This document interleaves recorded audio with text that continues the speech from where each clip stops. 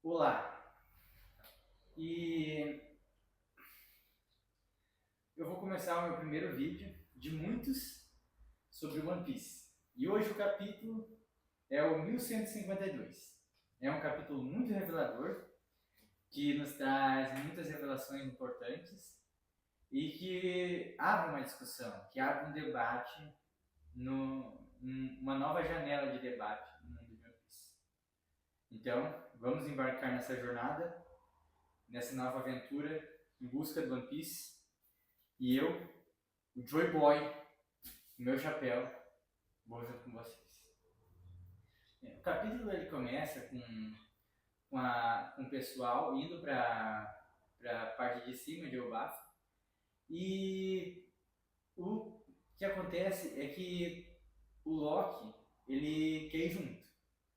Ele não conseguia o, o Scoper Gaban estava falando, dando a dica pro Luffy da questão do hack, porque os guerreiros de Deus de Marajou, eles não são imortais.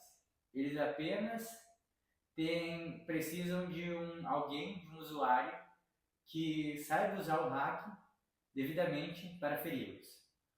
Porque, como o Kaido, era muito difícil machucar o Kaido. Mas o Luffy, com o hack, com o controle do hack, conseguiu derrotá-lo. E o Loki também pode usar isso. Ele só não sabia explicar em palavras. Mas ele também tem esse poder. Ele também é um usuário de hack e também sabe como controlar. E nós ficamos sabendo que o Zoro também, nós já sabíamos, né? Mas o próprio Zoro ficou sabendo que ele também sabe usar o hack. Era novo para ele. E no começo, Hazrudin, que é um dos guerreiros gigantes, irmão do Loki e filho do antigo rei Harald, que era o antigo rei de Elbaf, ele fica hesitante por conta do que Loki supostamente fez, que foi assassinar o rei, deixar o Jaru-sama, que é o guerreiro mais velho de Elbaf, à beira da morte, e assassinar todos os soldados que estavam no castelo na ocasião, naquele dia. Porém, a história, o mangá vai se desenrolando e a gente vai vendo que tem mais coisa aí. Scoper Gaban toma a palavra e diz: ainda antes, o Luffy convida ele por conta dessa hesitação do Hajudin, o Luffy convida ele para fazer parte do bando. E eu acredito que o Loki vai ser sim um novo integrante do bando, porque o Oda, quando coloca esse elemento na série do Luffy convidando, e é um personagem tipo importante, vamos dizer assim, que vai desenvolver um papel importante, eu acredito que o Loki acaba se tornando um tripulante do Chapéu de Palha também. Bem, mas isso desperta um assombro tanto no Zoro quanto no Sanji, que estão ali perto. O Zoro fala: como é que um cara tão grande vai caber no nosso navio pequenininho? Até porque o Loki tem muitos metros de altura, até os gigantes comuns são pequenos perto dele. Até no mangá você percebe o tamanho dos gigantes perto do Loki. E o Sanji, né, que é o cozinheiro, ele tá preocupado com a comida. Como é que ele vai fazer a comida? Esse cara come mais do que você, olha o tamanho, né? Então tem essa surpresa. Mas o Hazrudin, eu acho que é assim o nome, a pronúncia correta, diz mais uma vez: não dá chapéu de palha, porque o Loki é um criminoso condenado à morte. A gente não pode entregar ele para ser do seu bando.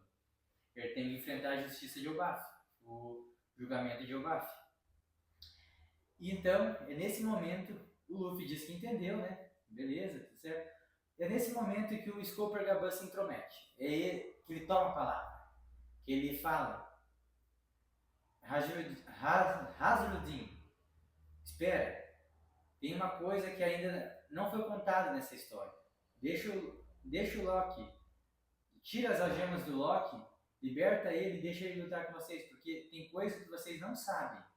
Eu e o Shanks fomos ao castelo do rei naquela ocasião e e não é tudo. O que é contado não é tudo. E daí aparece um flashback, né, da ocasião de 14 anos atrás. E o próprio Loki, ele hesita em lembrar, porque, segundo o próprio Loki, aquilo que aconteceu naquele dia foi algo muito terrível, muito doloroso para ele. Então, aí que aparece o flashback de 14 anos atrás. O Loki aparece com o Jaru, que é o guerreiro mais velho de Olbaf, numa possível reunião, um possível encontro convocado pelo rei Harald. Provavelmente era alguma coisa relacionada ao governo mundial, alguma coisa relacionada a novos planos, a Akuma no Mi, lendária, que depois é falada, do reino de Olbaf.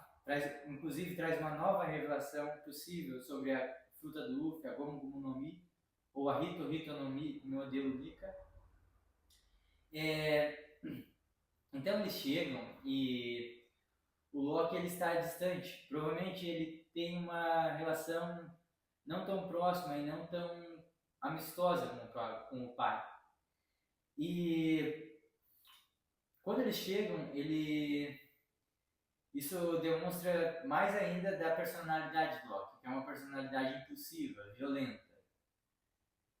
E quando eles chegam na sala do trono, o rei Harald está sendo assassinado pelos seus subalternos, seus subordinados.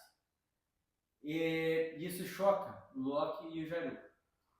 Enquanto isso acontece, Skopar-Gaban e Shanks tomam um banho numa piscina termal na casa de Skopar-Gaban. E eles falam um pouco sobre Harald, e Shanks fala que ele já teve contato com Harald na Terra Sagrada de Mary Joyce.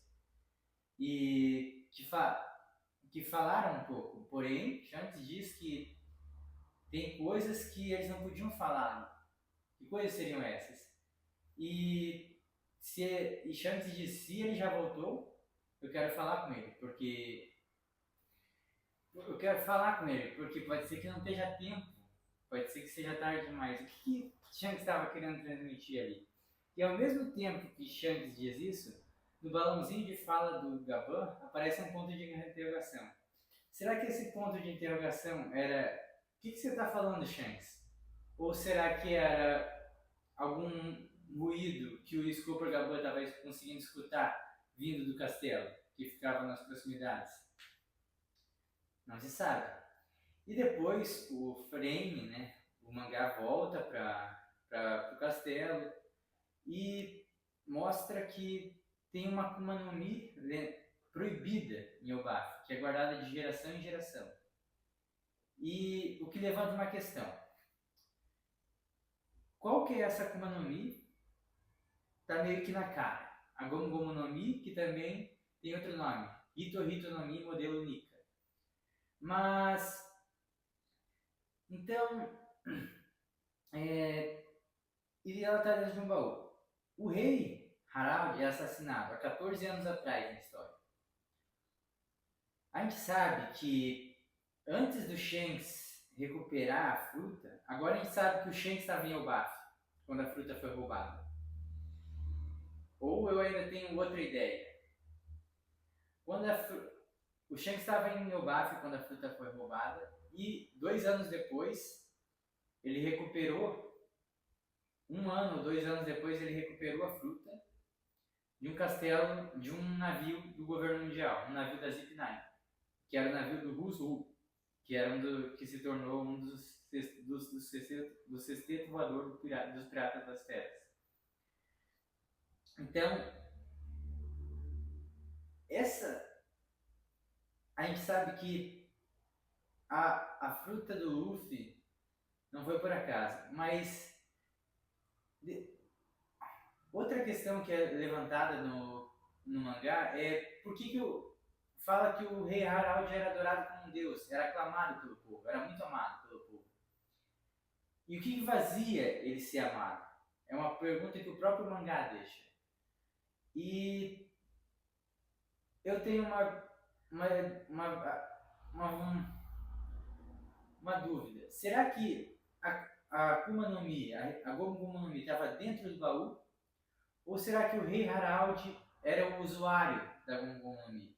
E com a morte dele, a Akuma no Mi renasce em outro lugar? Ou a fruta foi saqueada de Elbaf pelo governo mundial, como nós já sabemos, porque a fruta, a Gomu Gomu no Mi, estava no navio da Zip9, que estava sob a tutela do Guzu, e posteriormente foi roubada pelo Shanks de volta e levada para a ilha de Goa, no East Blue, onde foi que o Luffy a comeu, né, e pegou os poderes da fruta.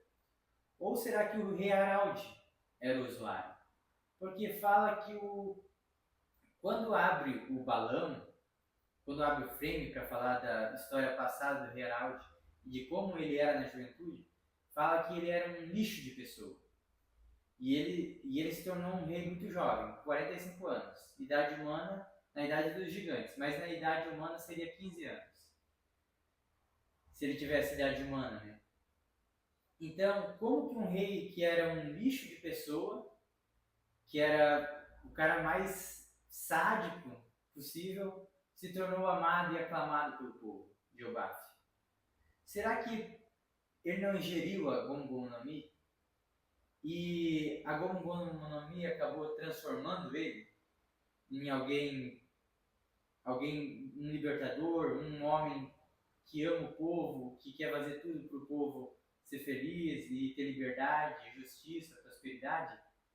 É uma ideia. Porque mesmo que a fruta, tem duas ideias, a fruta poderia estar no baú, como o usuário da fruta poderia ser o rei Harald. Mas ele morrendo, a fruta ia renascer de qualquer forma. E depois, posteriormente, o governo mundial poderia pegá-la, onde quer que ela tenha renascido. Então, essa é uma grande questão. Claro que o mangá vai começar a vir mais essa história, vai começar a ser contada essa história, mas eu acredito que aí está um grande impasse. E Shanks pode entrar e sair de Marejogos, da Terra Sagrada, quando ele bem entende, mesmo sendo um pirata. Afinal, o Shanks ele é irmão gêmeo de um nobre mundial. Qual é a história de Shanks? E One Piece vai começar a revelar cada vez mais. E eu quero poder comentar isso. Esse é o meu primeiro vídeo. E eu acredito que... eu tenho certeza que é o primeiro de muitos. E... claro, esse é o meu primeiro vídeo, então eu estou aprendendo como se fala com uma câmera, estou pegando a manha, mas eu acredito que logo eu vou me tornar um grande apresentador de One Piece, um grande influenciador, alguém que apresenta muito bem One Piece, porque eu amo One Piece e eu entendo One Piece, então eu poderia criar muitas teorias, poderia ligar muitas coisas e falar isso para os fãs do Brasil inteiro. E com um chapéu de palha sempre, porque esse é o chapéu de palha do One Piece, que o Luffy usa. Então eu também uso. Valeu! Eu vou deixar esse vídeo no Instagram e no YouTube. Se você gostou, se você viu esse vídeo, se esse vídeo apareceu para você, deixa um joinha, se inscreve, se for no YouTube, né? Se for no Instagram que você estiver vendo, deixa um joinha, deixa um comentário, tanto no Instagram quanto no YouTube, para ajudar a engajar, para o algoritmo levar esse conteúdo para mais pessoas. E muito obrigado. E uma forma também de você entrar na tripulação, né? Se inscrevendo. Muito obrigado, até a próxima.